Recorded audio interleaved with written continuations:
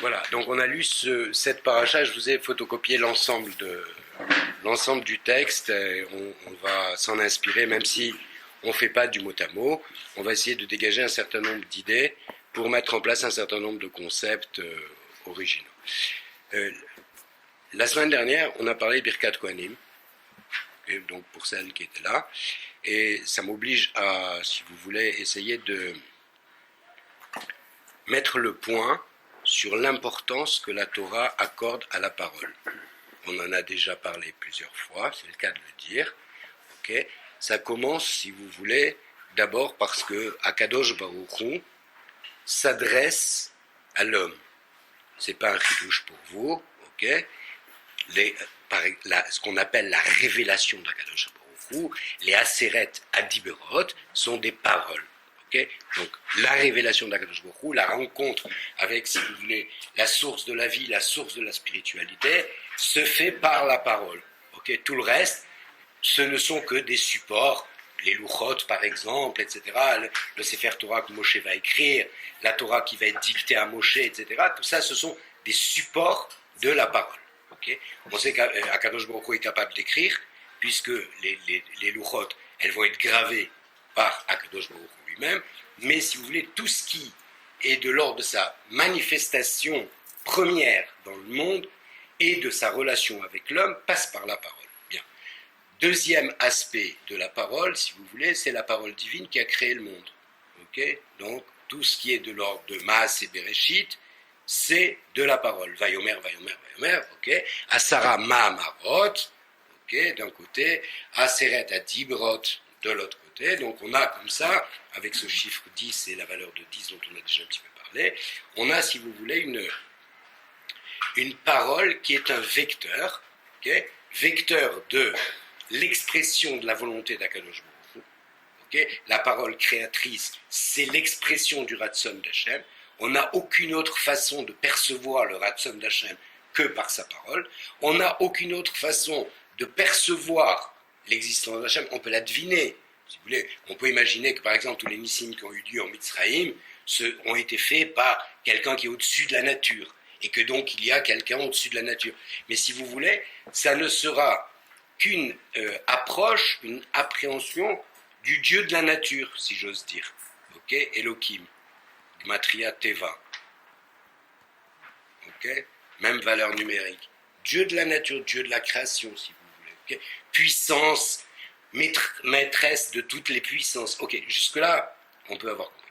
Maintenant, si nous, on estime devoir comprendre qu'il s'agit de créer une relation entre le créateur et la créature, ça passe par le Dvar Hashem qui interpelle l'homme. Anochi Hashem Elokecha. Okay, voilà. Et c'est donc, si vous voulez, dans ces termes qu'on voit combien la parole est importante. Bien. Alors, l'usage de la parole, on l'a vu,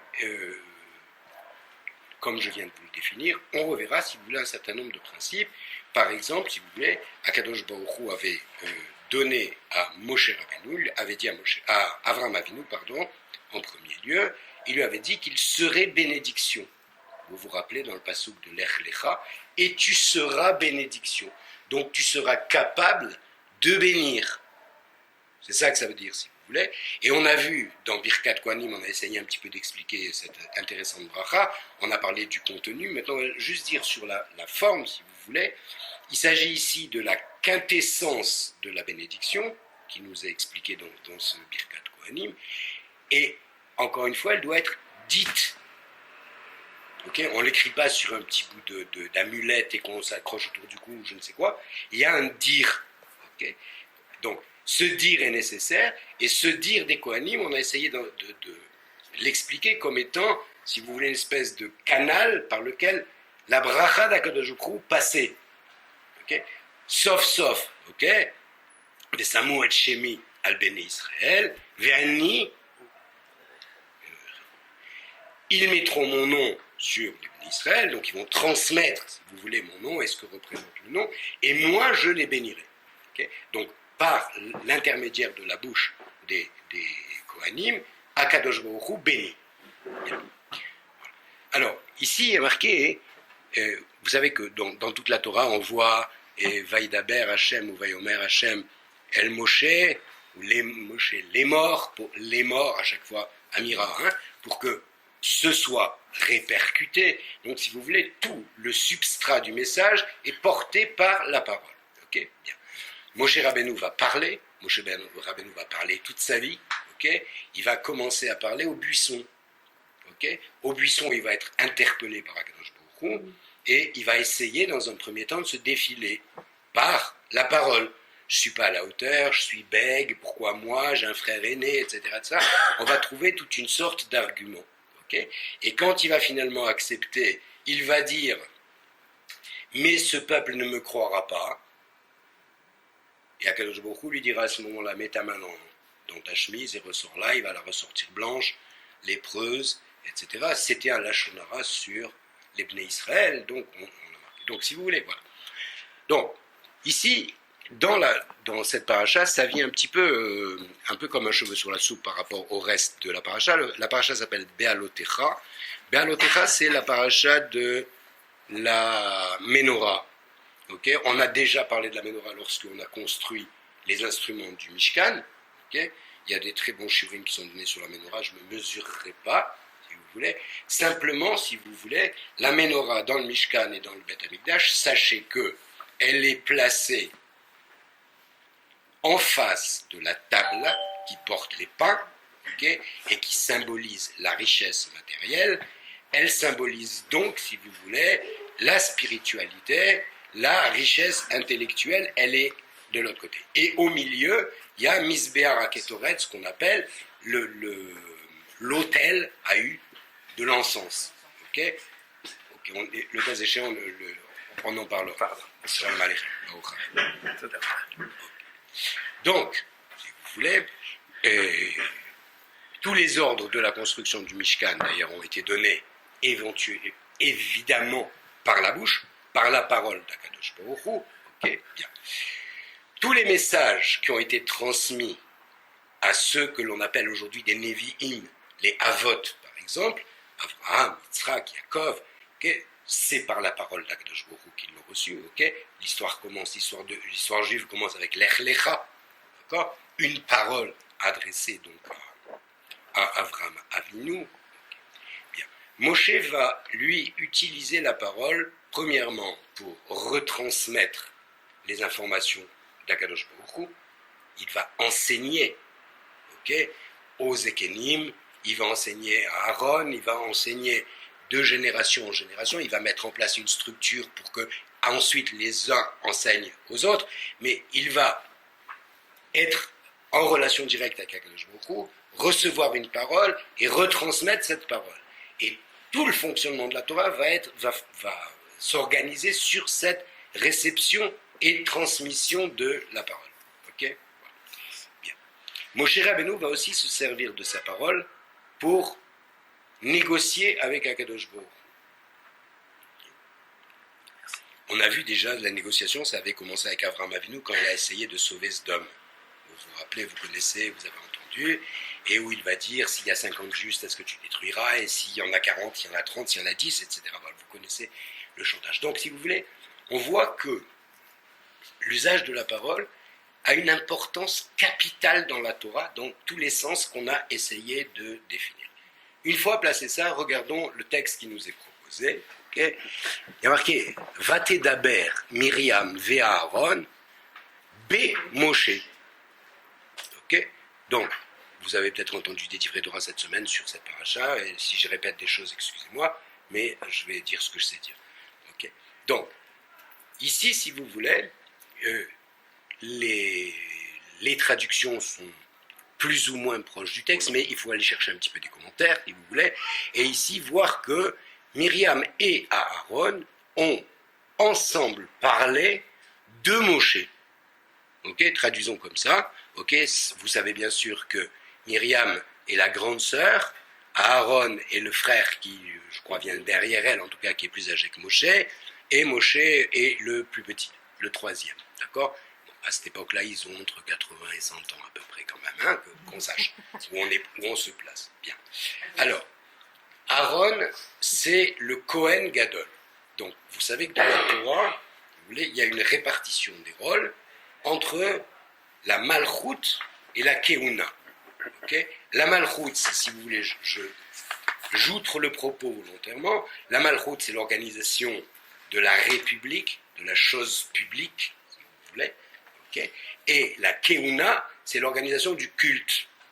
Avodat Hashem et tout ce que, les korbanot et tout le reste. Okay, c'est comme ça que Akadosh Baruch Hu a réparti, on va dire, le pouvoir et les responsabilités, de manière à ce que peut-être on ne tombe pas dans une tyrannie, qu'il n'y ait pas de mélange de genres. Je ne sais pas très bien. En fait, il y a beaucoup de mélange de genres et beaucoup d'interactions. Mais dans l'idée, en tout cas, c'est comme ça. Myriam, donc Aaron, si vous voulez, pour avoir été choisi, c'est que Aaron est quelqu'un dont vraisemblablement la dimension équivalait, ou à peu de choses près, celle de Moshe Rabbeinu. Okay, bien. Aaron, on dit que le shalom à l'intérieur du peuple d'Israël reposait sur Aaron. Okay. Oev shalom, rodef shalom. Il aime le shalom, il poursuit le shalom. Alors on raconte plein de midrashim, il faisait la paix à l'intérieur des couples, il faisait la paix entre les gens qui avaient des différents commerciaux, etc. Quitte même à mentir parfois, à assumer des affronts personnels. Vous connaissez toutes les petites histoires qui sont racontées, se faire cracher dans l'œil, etc. etc. Vous connaissez pas? Non, si. Je vous raconterai. Je vous raconterai. Ça marche. Donc, si vous voulez, Aaron est un monsieur, je vais dire, d'une dimension exceptionnelle. Aaron a été frappé le jour de l'inauguration, par Shachmini, de l'inauguration du Mishkan, par la mort de ses deux fils aînés. Vous connaissez l'histoire, qui ont amené un feu étranger, etc. Et Aaron n'a même pas parlé. Ça veut dire qu'on ne dit pas qu'il s'est révolté, on ne dit pas qu'il a fait une révolution contre Akadosh Baruch Hu. Ils avaient tout fait. C'était des Kohanim qui sont arrivés, qui étaient, selon les textes, normaux, ni sous, ni fous, ni je ne sais quoi, et qui ont voulu faire un peu de zèle, on va dire comme ça, d'accord? Et ce zèle ne leur a pas été pardonné. C'est un sujet en soi, on y reviendra le cas échéant. Ce que je veux dire juste, c'est que pour essayer d'évaluer la grandeur de Aaron, il n'en a même pas sourcillé, si j'ose dire. Il est resté le Kohen Gadol, fidèle au projet et au programme dont l'a chargé Akadosh Baruch Hu. Ok? Bien. Myriam, il faut revenir un petit peu avant. Myriam, c'est celle grâce à qui les parents de Moshe se sont remariés et ont donné naissance à Moshe Rabbeinu. Ça veut dire que petite gamine, elle avait une névoua, okay? Elle avait une prophétie, elle avait une intuition, appelez ça comme vous voulez, elle avait une intelligence, et elle a donné des arguments. D'ailleurs, à l'époque, vous vous souvenez, elle dit « Paro ne tue que les premiers-nés mâles, et vous tuez les mâles et les femelles. » Donc, si vous voulez, de la bouche d'une enfant, les textes disent qu'elle avait 14 ans, 16 ans, je sais quoi, à ce moment-là. Okay. Donc, si vous voulez, on voit que c'est une fille qui avait déjà des prédispositions particulières. Ensuite, lorsqu'elle va convaincre ses parents de se remarier, et derrière eux, tous les couples d'Israël, si vous voulez, qui vont se remettre à avoir une vie commune et donc avoir des enfants, donc à poursuivre, si vous voulez, les générations, elle va voir en Moshe Rabbeinu immédiatement, si vous voulez, une dimension exceptionnelle. Okay? Elle va venir prévenir son père que non seulement c'est un garçon, mais qu'il y a une lumière particulière dans toute la maison. Okay? Et dans ces mots, on devine qu'elle dit que c'est lui qui sauvera le peuple juif. C'est elle qui a eu la première intuition que Moshe serait le sauveur du peuple juif. Okay? Donc, on voit déjà une certaine dimension. Bien. Ensuite, elle va participer à la mise de Moshe dans le fameux couffin sur le Nil, mais elle va rester. Sa mère va partir en pleurant parce qu'elle se dit qu'elle va perdre son enfant dans les flots du Nil, et elle va rester cachée jusqu'à ce que Bithia vienne et récupère l'enfant. Okay? Et elle ne se contentera pas de ça, elle va aussi traquer Bithia jusqu'à ce que Bithia cherche une nourrice pour son enfant et qu'elle aille chercher leur propre mère. Vous connaissez toute l'histoire. Mais tout ça, c'est le fait de Myriam. Myriam serait une des sages-femmes, avec sa mère Yocheved, qui aurait permis d'épargner les nouveau-nés en les faisant naître peut-être avant terme, on ne sait pas très bien, il y a diverses explications, mais en tout cas, on lui doit, en partie, la survie du peuple juif. Okay, donc, excusez du peu, quoi. Vous voyez la dimension de la femme. Et le texte ici, ce texte dont on va parler, c'est le texte qui est cité dans tous les shiurim sur le Lashon Hara. Voilà, je vous l'ai dit, on n'en parlera plus. Okay, parce que je ne sais pas ce que je veux dire. D'accord, je ne veux pas parler de Lashon Hara. Vous avez des livres extraordinaires là-dessus, mais Lashon Hara, c'est du moussard. Je veux essayer de voir, ok, si vous voulez, de quoi il s'agit dans ce texte. Ce que j'ai essayé de vous dire avec mon long préambule, c'est que, si vous voulez, on ne peut pas imaginer que des gens de cette grandeur-là, okay, se livrent à des bassesses, okay, pareil, d'accord. Donc, probablement, il s'agit d'autre chose. La conclusion, ce sera quand même, encore une fois, que ce texte illustre ce qui se dit sur le Lashon Hara, ce qui veut donc dire qu'effectivement, ici, il y a du Lashon Hara.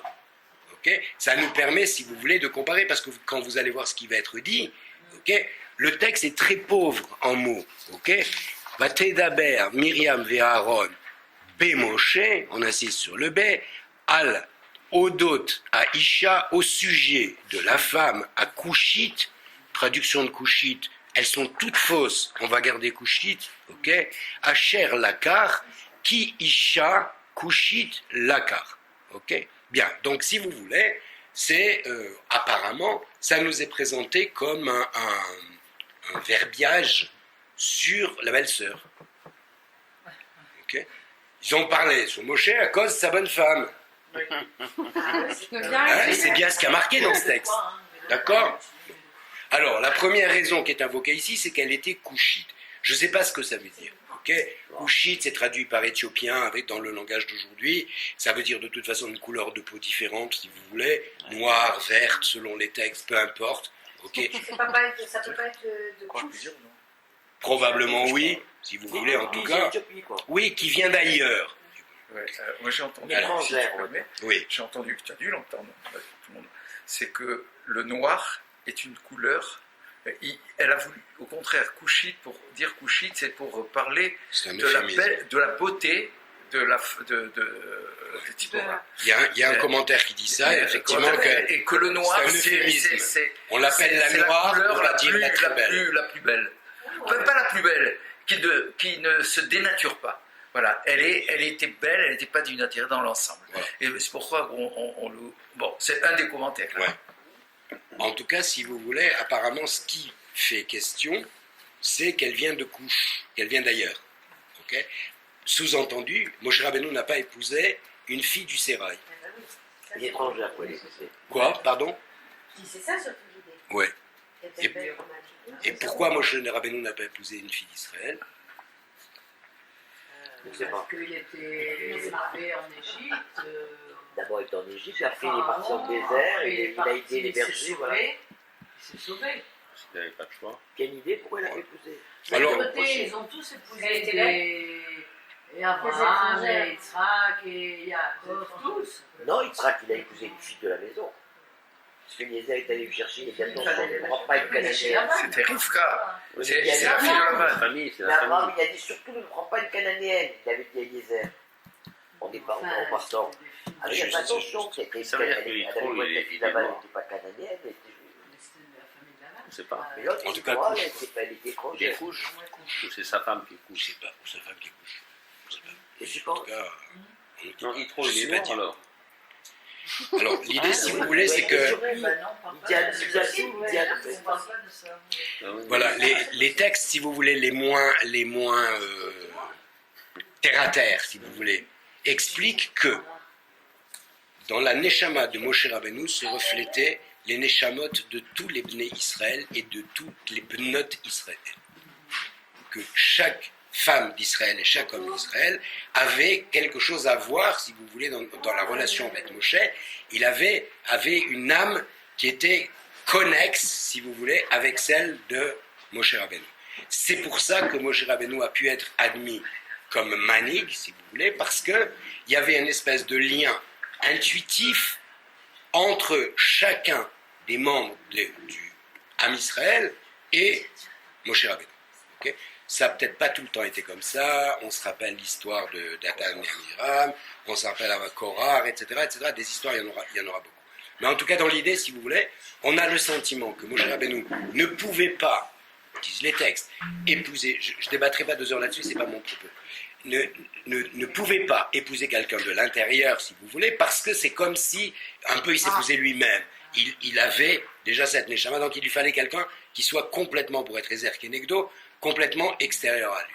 Il fallait aussi pour qu'il donne, quoi, qu'il ait l'impression d'enseigner. À quelqu'un d'autre, pas quelqu'un dont il était trop proche. Okay. Alors, de Tzipora, on ne dit pas grand-chose dans la Torah. Okay. Son nom, je ne sais pas s'il est cité, peut-être une fois. Okay. On n'en parle pas comme d'une vedette internationale, quoi qu'étant l'épouse de Moshe Rabbeinu, quand même. D'accord, le Navi, ok. Alors, ce qu'on sait d'elle, si vous voulez, on connaît l'épisode de la Mila, La situation de ses fils. ok, de ses fils, C'est important. ok, qui a l'air d'être fondamental, parce que apparemment, avant même de rejoindre le Ham Israël pour le faire sortir de Mitzraïm, elle va prendre la décision de faire la Mila en chemin à ses enfants, ou en tout cas à Gershom, ok. Et donc, si vous voulez, on voit que quelque part, elle a une conscience particulière. Elle a abandonné la Avodazara de chez son père, puisque Yitro était le prêtre de Midian. Il a peut-être fait Tchouva après, on ne sait pas. Ok, il est retourné après sa Tchouva, on ne sait pas très bien ce qu'ils font dire. Mais en tout cas, bon, il a dû avoir un moment de célébrité, puisque la paracha des Aseret Adiberot porte son nom quand même. Donc ça aussi, c'est quelque chose d'important. Ok, donc de Tzipora, si vous voulez, on ne voit pas, en tout cas, quelque chose à lui reprocher dans la Torah. Okay. Probablement, c'était la femme d'un homme exceptionnel qui était acquis à sa besogne jour et nuit, okay, et que probablement c'était la femme qui était derrière, parce que derrière chaque grand homme, il y a une grande femme, et que probablement il n'aurait pas pu exister sans elle. D'accord ? On ne peut pas dire le contraire de ce que je viens de vous dire, mais plus positivement, on ne sait pas. D'accord ? Donc si vous voulez ici, on ne comprend pas très bien si le reproche s'adresse à Moshe ou à la Couchite. Alors, est-ce que ici, on interpelle, comme dans les interprétations habituelles, Moshe sur la femme qu'il a épousée? Okay, on signale ici Couchite. Qu'est-ce que tu viens me ramener Couchite maintenant? C'est juste pour dire que ce qui est dominant chez cette femme, c'est sa provenance, c'est son origine. D'accord? Bien. Alors, on est un peu tard là. Okay, l'histoire a beaucoup avancé. D'accord? Bien. On a déjà reçu la Torah, on est sorti d'Égypte depuis longtemps, etc. Donc, si vous voulez, on ne comprend pas très bien maintenant de pourquoi vient ce reproche. Alors, il faut aller chercher un petit peu dans le Midrash pour essayer de comprendre un peu. Alors, le Midrash dit la chose suivante. Myriam est entrée voir sa belle-sœur, Tzipora, peut-être pour échanger une recette de gâteau à la crème. Okay, je ne sais pas pour quelle raison, probablement une bonne raison. Okay, et elle lui dit, parce qu'en même temps venaient d'être nommés les 70 anciens, les 70 Zékénim, qui allaient assister Moshe Rabbeinu, on va dire, et les 70 Zékénim et leurs épouses faisaient une fête, allumaient des feux, faisaient une fête pour célébrer cette nomination, si vous voulez, cet honneur fait à ces hommes-là. Et en rentrant chez sa belle-sœur, elle dit à sa belle-sœur, « Heureuses les femmes des grands hommes ».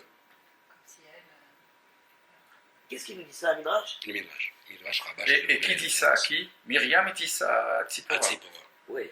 Ouais. Quel pic. Voilà. Ça marche. C'est pas un pic parce qu'il y a la réplique que peut-être que tu vas donner. La réplique de Tzipora, malheur à elle, car dès lors, elles n'auront plus d'époux. Voilà. Et oui. Il s'est séparé d'elle. Le revers de la médaille. C'est ça. Ça marche? Voilà.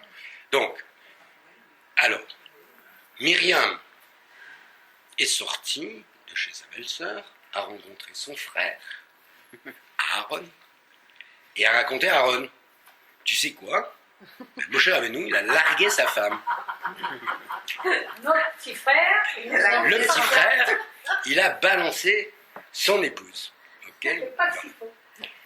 Alors, le reproche est donc fait, si vous voulez, en filigrane, on va dire. Apparemment, on ne voit pas, d'après le Midrash, que reproche est fait à Tzipora. malgré la présentation du texte. Ok, on voit pas. Par contre, si vous voulez, on voit que reproche est fait à Moshe dans son comportement avec Tzipora. On n'épargne pas les grands dans la Torah, vous avez remarqué. Okay. Vous avez remarqué. Okay. On a vu, on a mis le doigt à chaque fois qu'un des Avot a fait des bêtises et ils en ont fait une collection. Okay. Et Moshe Rabbeinu, on ne le ratera pas au point que, prétendument, je pèse mes mots, il ne rentrera pas en Israël à cause de sa faute. Je ne pense pas que ce soit la véritable cause. Peu importe. C'est pas le moment. En tout cas, dans l'idée, si vous voulez, on n'épargne pas les grands. D'accord ? Mais ici, si vous voulez, d'habitude, si vous voulez, la tochacha, les reproches, c'est Akadosh Baruch Hu qui les fait. Okay ? Ou qui les fait faire, et qui acquiesce, et qui appuie, etc. D'accord ? Ici, on voit deux personnes qui sont des Nevi'im, okay ? Qui reçoivent la parole divine. Okay ? Reprocher à Moshe Rabbeinu d'avoir abandonné sa femme. Alors, s'agit-il, si vous voulez, d'un état d'âme, okay, de compassion fraternelle ou beau fraternel, la pauvre petite, avec tout ce qu'elle a fait pour lui, il s'occupe plus d'elle. Okay, bien, je rappelle Moshe doit être pas loin de 100 ans, là, hein, donc la femme pas loin derrière. Okay, on n'est pas des petits genoux. Bien. Donc, est-ce que ce que l'on reproche, c'est réellement à Moshe d'avoir abandonné sa femme parce qu'on juge que sa femme est malheureuse, ou est-ce qu'il y a autre chose là-dessus? Qu'est-ce qui se joue derrière cette histoire-là? On n'est pas dans un jeu de gamin, d'accord? On n'est pas dans un jeu de gamin. Ce qui se joue, c'est quelque chose de beaucoup plus important, disent les Midrash. C'est que, ici, on targue, on accuse Moshe Rabbeinu d'orgueil. Se la jouant, comme ils disent les jeunes aujourd'hui, il se prend pour qui? Celui-là, pensant que du fait qu'il est prophète, il ne doit plus avoir une vie normale. Oui, il n'était pas dans cet état d'esprit. Ok, c'est comme ça que le problème se pose. On va essayer d'analyser. Oui, Déa. Je sais pas. Si tu dis tout de suite qu'il ne peut pas, on finit le cours. On finit le cours, c'est pour ça. Laisse-moi, il faut 25 j'ai 26 minutes encore à parler. Faut que je tienne. Ah ouais, mais moi ça me brûle. Je sais que ça te brûle. Mais moi je t'ai dit qu'à partir de l'année prochaine, c'est toi qui fais cours. Voilà. Alors, tu sais plus pourquoi attendre l'année prochaine? Alors, ce que vous voulez vous dire. C'est ça que bravo. Je serai le premier fan. D'accord. Donc, si vous voulez, apparemment, le reproche qui est fait à Moshe Rabbeinu, c'est la gave. Okay, c'est de se penser au-dessus de la mêlée, au-dessus du monde matériel. D'accord ? Ça veut dire donc qu'il se serait tellement détaché de la matière pour se consacrer à la spiritualité, donc à la proximité avec Akadosh Baruch Hu pour en recevoir le dvar et le répercuter, que si vous voulez, il aurait dépassé le stade de la matière. Il serait une espèce de surhomme. Okay ? Or, c'est vrai que c'est Moshe qui a reçu la Torah et qui nous l'a donnée. La Torah n'est pas prévue pour les surhommes. La Torah, elle est prévue pour les hommes.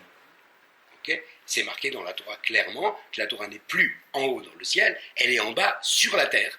Donc la Torah, cette spiritualité qui va impliquer un mode d'être, un mode de vie, si vous voulez, c'est une spiritualité à vivre dans le monde de la matérialité. Elle n'est pas faite pour les malachim. On n'a pas besoin de devenir un ange pour vivre la Torah. Au contraire, d'accord ? J'ai expliqué plusieurs fois que toutes les mitzvot se font avec le corps, des objets matériels, etc. Les tefilines, la souka, la matzah, tout ce que vous voulez, c'est de la farine et de l'eau, et c'est ça qui produit la spiritualité. D'élever la matière. Mais c'est pas complètement d'élever la matière, de s'élever grâce à la matière, de faire participer le monde créé à la spiritualité, et exactement comme ça qu'il faut le dire. Ok, donc l'idée, si vous voulez, ici, c'est qu'effectivement, on ne devrait pas, le reproche peut-être est audible, acceptable, on ne devrait pas, tout Moshe que l'on est, se dégager du monde de la matérialité. Voilà. Il doit pourtant manger, il doit dormir. Ah, peut-être pas sûr. Peut-être pas sûr. La Torah dit qu'il est resté 40 jours et 40 nuits dans le ciel. Donc, sans manger, sans dormir, dans le ciel. Ça veut dire un état de malard, de pré-malard. Ok ? C'est ça, c'est quelque chose d'un petit peu différent de l'humain. Alors effectivement, dans la Torah, Moshe est appelé à plusieurs reprises Ish HaElokim. Ok? C'est pas marqué Ish Elokim, c'est pas homme Dieu, c'est Ish HaElokim, homme de Dieu. D'accord? Alors qu'au départ, il était Ish Mitzri. Ish Mitzri. D'accord? Bien. Donc, le problème que je pose, si vous voulez, et que soulève Myriam et Aaron, c'est Moshe Rabbeinu est décrit comme le plus grand des prophètes qu'il y a jamais eu et qu'il n'y aura jamais dans le peuple juif. Donc, a priori, si vous voulez, le prototype de l'homme qui a réussi dans sa recherche d'élévation, dans sa spiritualité, dans sa maîtrise du monde matériel, dans sa mise à disposition et mise à l'écoute du Dvar Hashem. Donc, c'est difficile d'aller dire que Moshe Rabbeinu n'est pas un exemple. Et pourtant, ici, on nous amène, si vous voulez, un fait qui vient un peu mettre en contradiction tout ce que l'on vient de dire. Voilà. Donc, la question, elle est comme ça. Ceux qui parlent sont des Nevi'im. Eux aussi reçoivent le Dvar Hashem. Ils ont eu plusieurs, et c'est cité dans la Torah, plusieurs paroles d'Akadosh Baruch Hu qui se sont adressées à eux. Et le Midrash raconte, en leur nom, tu vois, nous, on est des Nevi'im, mais pourtant, c'est pas séparé de nos maris et de nos femmes. On a continué de vivre dans le monde de la Gashmiout, on va dire comme ça. Bien. Donc, la question est de savoir, est-ce que... On va brûler toutes les cartouches tout de suite. Mais est-ce qu'il y a des degrés dans la névoie? Oui. Oui. Alors on regarde dans le texte. Il le dit Hachem, Mais qu'est-ce qu'on appelle des degrés de névoie? On va essayer de comprendre. On va essayer d'en dire quelque chose. Alors, quel était donc, si vous voulez, pour un peu essayer de cerner la question, quel est le reproche de Myriam et Aaron? C'est une ascèse trop importante de Moshe Rabbeinu. Okay. Sous-entendu, si vous voulez, on peut être Moshe, on peut être, manig du peuple juif, sans avoir besoin pour autant de vivre dans l'ascétisme. D'accord? Voilà le problème qui est posé. Okay? Alors, c'est ressenti sous forme de ton fils. Je ne sais pas si tu veux lui envoyer un message, tu dis que je suis en cours. Merci. Ok. Vous voulez souffler? On souffle. Amen. C'est de son premier mariage. Si tu as dit ton fils.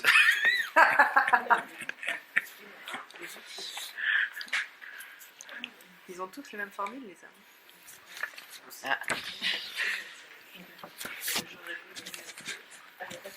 Ok. Donc, si vous voulez, Ne grignotez pas. deux aspects au problème. Ok. Le reproche qui est fait est un reproche qui associe orgueil. Ok. On accuse d'orgueil, et la conséquence de cet orgueil serait une ascèse inutile. Ça veut dire, sous-entendu, si vous voulez, non seulement toi tu t'es séparé du monde matériel, mais c'est pas très grave, mais d'autres en souffrent. Ta femme est laissée pour compte. D'accord? Donc il y a un problème. À cette élévation-là, si vous voulez, il y a une conséquence que peut-être la Torah ne souhaitait pas. Okay? Ça, c'est donc la première dimension, c'est le premier reproche. Maintenant, du côté de Moshe Rabbeinu, qu'est-ce qui a motivé Moshe Rabbeinu? Pourquoi Moshe Rabbeinu a ou aurait divorcé, que ce soit formellement ou pas formellement, de son épouse? Pourquoi? Tu poses la question pour le bien on te du laisse peuple, répondre. Parce que... Non, tu vas me laisser répondre, j'espère que tu vas me laisser répondre. Tu vas me dire, je pense que, je crois que... Pour le bien du peuple, Pour le bien du peuple, salut. Non, c'est pas ça. Non. pour se consacrer, ouais. C'est parce qu'Hachem lui a demandé de se donner complètement à... Alors, premièrement, est-ce que... C'est pas bien pour Séphora d'être toute la femme de Moshe. On va voir dans le sens. D'un autre côté, si vous voulez, on ne comprendrait pas bien que quelqu'un transmette des lois, en particulier sur le mariage et la vie commune, sans être lui-même marié. Ok. Moi, j'ai vu qu'il existe aujourd'hui des coachs spécialisés en couple qui ne sont pas mariés. Ah, c'est bien ça. Gênant. C'est vrai. Gênant. Voilà. Bon. Après, on fait ce qu'on veut, mais... ok. D'accord. Mais c'est quoi des coachs Des gens qui Comme essaient des coachs sportifs, mais- Ah, des gens qui essaient de mettre en contact. Conseiller Non, pas seulement conseillers conjugaux, Ah si tu ouais. veux, des gens, eux, ils sont pas mariés. pas- Donc ils peuvent toujours donner des conseils. Bah, c'est comme les médecins qui conseillent de ne pas fumer. Et qui filment. Exactement. Ouais, j'en connais. Hein. Moi, j'en connais pas, donc j'ai pas de souci avec ça. Je suis pas rancunier. T'inquiète Écoute, pas. J'ai servi sur un plateau, Moi, je c'est ça ne que tu veux conseille dire. pas de ne pas fumer. Au contraire, je dis fumer aux gens. Ah ouais. Oui. Voilà. Et il Oui. veut dire, comme les médecins qui conseillent de ne pas fumer, qui fument. Là où il oublie, c'est que moi, je dis aux gens fumer. Ah, tu leur dis de Et fumer. absolument. Ah, tu n'es pas un bon médecin alors. J'ai jamais dit ça. Non, c'est. Ok, alors une c'est fois ta qu'on a façon vu, psychologique. C'est clair. on a vu le côté des accusateurs, on essaye d'expliquer pourquoi Moshe aurait pris une décision pareille. Ok, bien.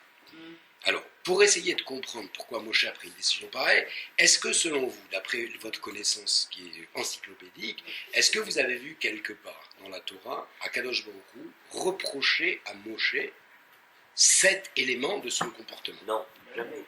Akadosh Baruch Hu, il n'a jamais raté Moshe. Il a allumé, excusez l'expression, à chaque fois que c'était possible. Voilà. D'accord? Mais sur cette affaire-là, d'aussi grande importance, on voit nulle part dans la Torah qu'Akadosh Baruch Hu va reprocher à Moshe Rabbeinu ce que reprochent sa sœur et son frère. Oui, mais de notre côté, c'est pas le même domaine. Moshe, il s'occupe du peuple, et les reproches qu'on lui a fait, c'est par rapport à son comportement vis-à-vis d'Hachem et vis-à-vis du peuple. Comme si, quelque part, Hachem n'était pas rentré dans sa vie pratique. Ouais, mais Parce si tu qu'il veux, n'a c'est... pas reproché non plus T'as de raison, tuer mais les c'est- Égyptiens. Il n'en a pas parlé, il n'a pas fait le reproche. C'est pas évident. Ou- C'est pas évident. Je pense que parmi les griefs de fin de vie de Moshe, il y aura quelque chose là-dessus aussi. Ceci étant, si tu veux, Moshe Rabbeinu a pris dans sa vie 3 décisions qui ont été entérinées par Akadosh Baruch Hu. Lesquelles? Les exploiteurs, peut-être. À vos Les exploiteurs. explorateurs, ok. Je pense que celle-là, elle n'a pas été recensée dans les 3, mais tu as raison, on pourrait la... Pardonner au l'ajouter. peuple la faute des explorateurs, d'ailleurs. Vous êtes cousins, non? Vaudor. Non, c'est pas la même chose. À Orange, Vaudor, c'est... Parce que non, il a accepté que Ok, on va y arriver. Moshe aurait demandé à Hachem Ouais. d'envoyer des explorateurs. Il y a deux éléments dans les explorateurs. Il n'y a Ouais. pas un Ouais, Moshe c'est qui pas demande tous à les Hachem de les professeurs. envoyer Ouais. et Hachem Moshe qui les s'est envoie. laissé baratiner par les explorateurs et Akadosh Baruch Hu lui a dit envoie-les pour toi. Voilà, c'est ça. Débrouille-toi, quoi. C'est-à-dire, Oui. si toi tu juges que, alors va. Ok. Moshe Rabbeinu a d'abord, si vous voulez, lorsque, avant de recevoir la Torah, Akadosh Baruch Hu a demandé qu'on s'éloigne de la Torah, de la montagne, du Sinaï. C'est bon, vous suivez encore. On s'éloigne de la montagne et que on se prépare. Il y a marqué là-bas qu'on lave ses vêtements. On avait expliqué ce que ça voulait dire laver ses vêtements. Si vous vous souvenez, si vous ne vous souvenez pas, ça me fera une idée pour l'année prochaine. Ok. Donc, pendant 2 jours, dit la Torah, et le verset d'après dit qu'ils l'ont fait pendant 3 jours. Moshe Rabbeinu a rajouté 1 jour de purification. Et Akadosh Baruch Hu a entériné. Ok. Bon, un peu gênant, si vous voulez, un peu gênant. Il y a un roc d'Akadosh Baruch Hu, il y a une loi de la Torah qui vient et qui vous dit il faut une préparation de 48 heures. Moshe dit non, ça ne suffit pas, 72.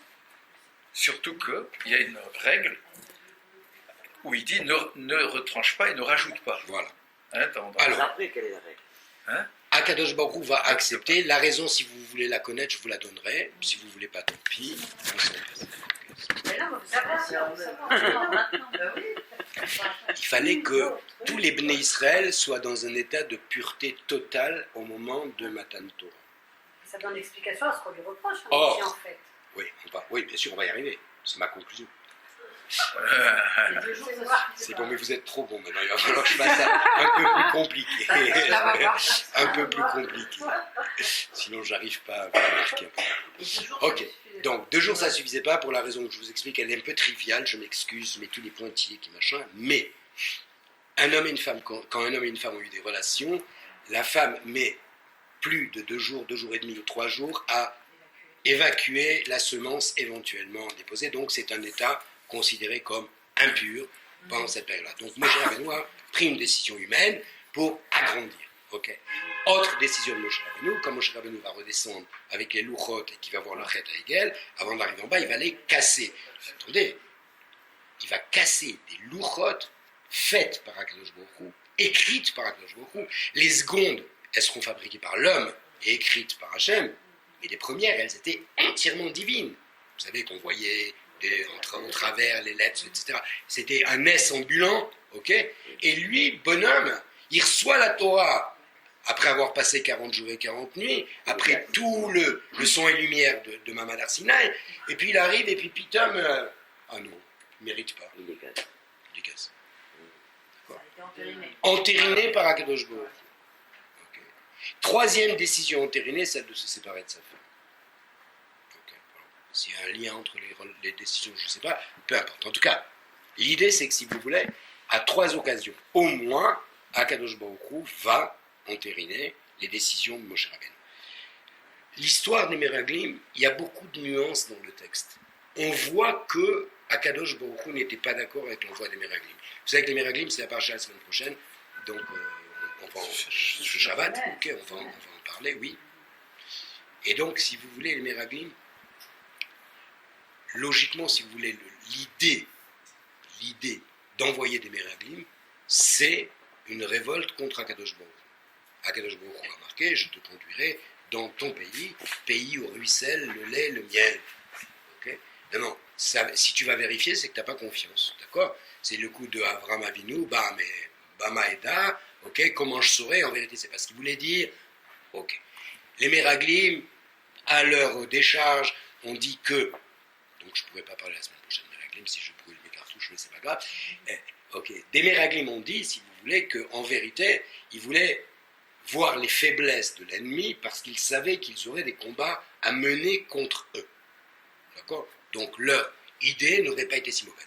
Le retour va être catastrophique puisqu'ils vont dégonfler tout le peuple, etc. Et vous connaissez toute l'histoire et on va la répéter cette semaine. Voilà, donc c'est pour ça que peut-être les Meraglim ne sont pas recensés dans ces 3. Voilà. À quel endroit on voit que la décision de Moshe de se séparer de sa femme est entérinée par Hachem? Il n'y a aucun reproche fait dessus. Ah, parce qu'il y a aucun reproche. Pas dessus. Il n'y a aucun reproche fait dessus.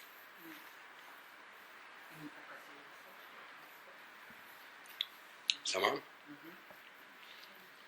Très bien.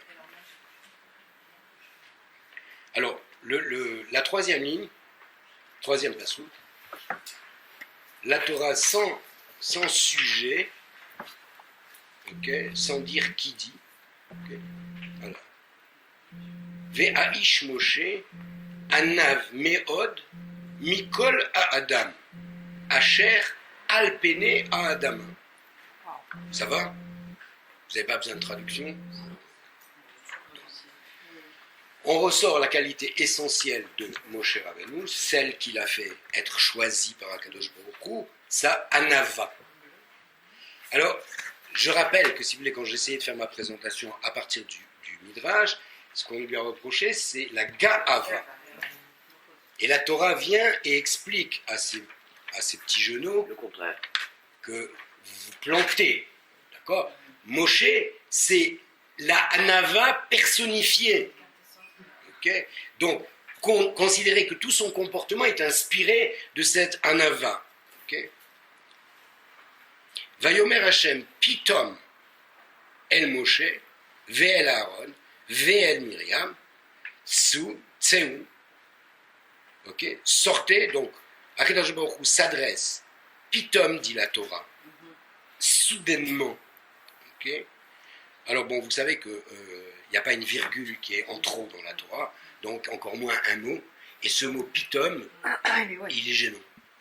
Okay? Il est très gênant, parce que jamais il y a marqué pitom dans la Torah. Partout il y a marqué Vayomer ou Vaïdaber, Hachem, El Moshe, ici c'est El Moshe, El Aaron, El Miriam. Il faudrait un jour étudier pourquoi on répète les trois, les mettre les trois dans une même phrase, peu importe. Ok. C'est probablement pour les individualiser, leur donner une importance, les responsabiliser. Ok. Donc, si vous voulez, le pitom, les Mefarchim ont beaucoup parlé, beaucoup écrit sur ce pitom. Ce pitom-là, il vient définir la qualité de la relation entre Akadosh Baruch Hu et Moshe Rabbeinu. Akadosh Baruch Hu peut s'adresser à tout instant à Moshe Rabbeinu. Moshe Rabbeinu doit être donc dans une disponibilité totale et permanente. Il n'est ni. Tu as donné la réponse. Donc Si, c'est c'est une l'explication. explication, dans la mesure où, si vous voulez, cette... T'es pas libre en fait. oui, parce que c'est pas seulement une question de temps, c'est aussi, c'est pour ça que je vous ai cité les exemples de tout à l'heure, c'est aussi une question de pureté. Ok ? Donc, si vous voulez, s'il est effectivement, comment on va dire, affairé à des affaires matérielles ou à un lien quelconque avec son épouse, si vous voulez, il ne peut pas être disponible à ce moment-là. Or, le principe, si vous voulez, de la manigoute du peuple juif, semble-t-il en tout cas dans la Torah, c'est d'être sollicitable à n'importe quel moment et d'être complètement disponible. Pas dire attends 2 minutes, je vais prendre mon mikvé, j'arrive. Okay, ça n'existe pas. Il n'y a que Avraham Avinu qui a eu le culot de faire attendre Akadosh Baruch Hu. Vous savez ça. Quand il a reçu les malachim, okay, et que Akadosh Baruch Hu était en train de lui parler après la Mila, il est allé le voir et lui consoler, Bikur Cholim, c'est de là qu'on apprend. Il lui a dit excuse-moi, il y a des marchands qui viennent et je vais leur donner à manger. Okay, donc, et il reprendra après son dialogue avec Hachem. Mais la question, C'est un alors, peu culotté, mais on ne le lui reprochera pas, si vous voulez, parce que cette dimension horizontale de Gmilut Chassadim, elle est une façon de... C'est un lien direct. Voilà, ça marche. Oui, quelqu'un voulait pourquoi, intervenir. pourquoi Moshe s'est marié? Pourquoi Moshe s'est marié? Non, mais puisqu'il était, entre guillemets, consacré à Parce Dieu. que je pense que, comme à on son l'a peuple. dit, premièrement, il s'est marié avant d'être consacré. D'accord. Deuxièmement, si vous voulez, s'il n'avait pas été marié, à mon avis, il n'aurait pas été fiable. C'est ça. Tu aurais pas été quoi Fiable. D'accord. On ne peut pas être fiable. Il va donner toutes les lois, si vous voulez. Les lois du mariage, les lois de la vie à deux, les lois des Kiddushin, les lois de la Nida, les lois. Si vous voulez, si tu n'es pas concerné, tu peux toujours parler, mon vieux. D'accord? Tandis que là, si vous voulez, on sent qu'il connaît la question, il la vit, donc il peut effectivement en parler. De la même façon qu'un chalier Tzibour ne doit pas être célibataire. Voilà. Pardon. Pourtant, ça La Mazal existe. n'a pas le droit d'être célibataire. Eh ben, ça doit pas Ça achète. C'est en particulier aussi, pour les Yamim Noraim. La halakha, c'est pour les Yamim Noraim. Rosh Hashanah et Kippour, on doit envoyer quelqu'un qui est marié. Pas tout le temps. C'est mieux probablement tout le temps, mais oui. si on fait comme ça tout le temps, les jeunes n'apprendront jamais à faire la tefila. Donc on envoie aussi des jeunes apprendre à faire la tefila. C'est pour des gens qui ne sont pas encore mariés, ça existe. Ok. À Paris, dans les synagogues, vous n'avez absolument pas un balcon célibataire. Ok, j'ai encore 3 minutes. C'est le choix. Il est 9h, ça va, j'ai... Ah, mais dis ça. Non, la veille, c'est pas moi qui... Ok. Donc, si vous voulez, on a essayé d'analyser un peu le pitom. Que dit le verset? Le verset les fait sortir les trois et on nous les individualise. Puis continue, verset suivant, extraordinaire, ok? Vayered Hashem be'amud anan. Ok? La dernière fois qu'on a vu ça, c'était quand? Quand il suivait pour faire sortir les Mamad Arsinaï. Ouais, Akadosh Baruch Hu est descendu, le Farshim explique qu'il descendu jusqu'à Ditfachim, 80 cm. Ditfachim, c'est le monde de la matérialité, et au-dessus, si vous voulez, commence le monde de la spiritualité. Il est descendu, ça ne veut rien dire que Akadosh Baruch Hu est descendu, peu importe, mais dans l'idée, si vous voulez, il s'est rapproché de l'homme autant que faire se peut. Okay? Il est venu le plus bas possible. Okay? Ici, il va descendre. Ça veut dire qu'il va descendre dans l'histoire de l'homme pour mettre en place un certain nombre de vérités. Okay? On vient de dire que Moshe est Anav. D'accord? Bien. Il va convoquer, il va faire sortir les trois du camp, Moshe, Aaron, Myriam, devant le Ohel Moed, okay, qui n'a pas de traduction, tente du rendez-vous. Okay? Je ne sais pas ce que ça veut dire. Okay. Donc un lieu qui était, si vous voulez, un peu le Kodesh HaKodashim, si vous voulez, un peu un lieu où la voix d'Akadosh Baruch Hu était perceptible par ceux qui se mettaient en disposition d'eux. Okay, il va les amener devant, et il va, on continue le texte, on n'a pas beaucoup de Appelez temps, Aaron et Myriam. il va parler seulement à Aaron et à Myriam. Non, il va leur dire. Voilà. Donc, effectivement, donc, à Aaron et Myriam, il va faire le reproche. Comment avez-vous pu objecter, critiquer Moshe, mon serviteur? Alors la Torah demande pourquoi Moshe est mon serviteur. Dit mon serviteur ou dit Moshe, parce que de toute façon on sait que c'est lui. D'accord? Donc si elle a dit les deux, c'est que les deux ont un sens. Moshe parce qu'il est Moshe, même s'il n'était pas mon serviteur. Et mon serviteur, parce que même si ce n'était pas Moshe, mon serviteur, vous ne pouviez pas vous permettre de dire ça. Parce que si je l'ai choisi comme serviteur, et qu'il est toujours mon serviteur, c'est qu'il n'est pas critiquable dans ce type de domaine en tout cas. Ça marche? C'était Hachem qui était critiqué. Oui, c'est ça. Si vous voulez au-delà, effectivement, c'est une attaque d'Hachem. Donc, et le texte continue, je vous le bâcle un tout petit peu, ok? Il dit Loken, Avdi Moshe, mon esclave, on est au passage 8, ok? Avdi, mon Eved, mon serviteur, Moshe, Bechol Beti, Neeman ou. De toute ma maison, il est le fidèle. Parmi tous les miens, ça veut dire parmi tous les Bnei Israël, celui qui va mériter le qualificatif de Neeman, ok? Je sais pas, fiable, confiant, fidèle, je ne sais pas comment il faut traduire, il y a probablement plusieurs sens à ce mot-là, c'est Moshe.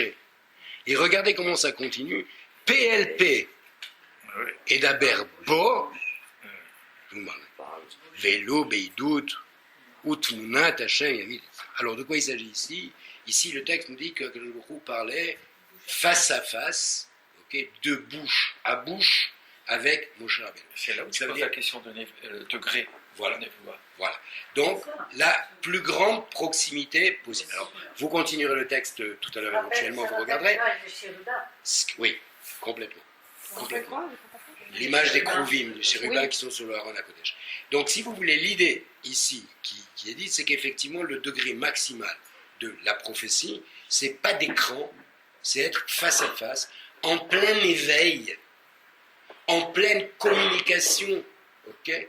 Alors que, si vous voulez, on va voir que de nombreuses névotes vont être transmises pendant le sommeil. Où l'homme, si vous voulez, sera dans un état de dépendance et où il a quand même atteint ce niveau, cette madriga de recevoir le Dvar Hashem, mais sans sa participation. Ici, Moshe Rabbeinu s'est élevé au plus grand degré, au point, si vous voulez, qu'il demandera, et on en a déjà parlé, je crois, ici la semaine dernière, il demandera à voir la gloire d'Akadosh Baruch Hu. Pour parfaire sa compréhension, si vous voulez, il va demander à voir, et on va lui répondre qu'il ne verra que la nuque d'Hachem, c'est-à-dire le nœud des téphilines. C'est-à-dire les téphilines, c'est-à-dire la halacha. Ce qui veut donc dire que Moshe Rabbeinu, la plus grande connaissance que tu auras d'Akadosh Baruch Hu, c'est par la connaissance de la halacha d'Akadosh Baruch Hu. Je pense qu'on va s'arrêter là. Je